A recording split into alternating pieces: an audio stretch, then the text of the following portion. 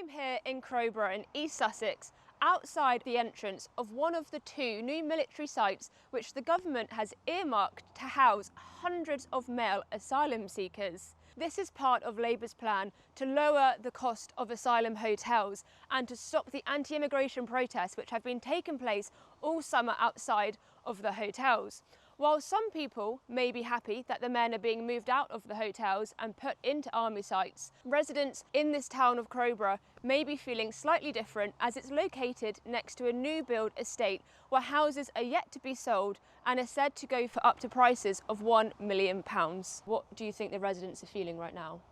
I would say shocked, but we've been communicating this. We first caught wind a month or two ago that, as a rumour, and started to communicate with people, and the residents have expressed their concerns, and my inbox is blowing up today, quite frankly, with people saying, how can we stop this, what can you do? I think the key is that this training camp is a training camp. It's used by cadets and reservists. It's not a military camp that if you sort of close your eyes and picture it in your head, that there's the big high fencing. The fencing is low.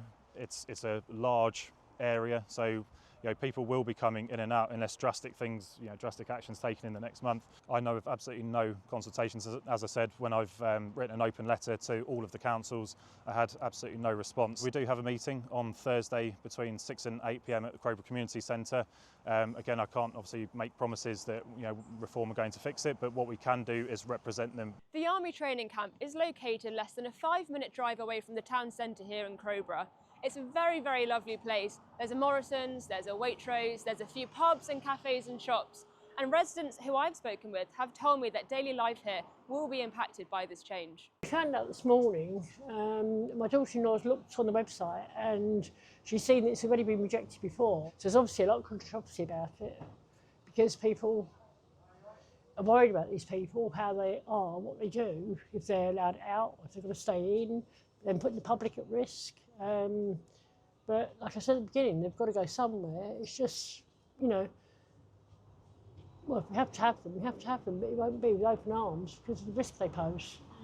And what risk do you think they do pose? Well, we don't know, do we? We do hear about some that have been in the news recently. You don't know what risk they pose. That's just the thing, isn't it? They're coming in, they don't know the area, and what they're going to do, where they're going to go. And if they are staying here, then they need, like everybody else, homeless people, ex-army people, everyone needs or should have, especially if they are old, a roof over their head.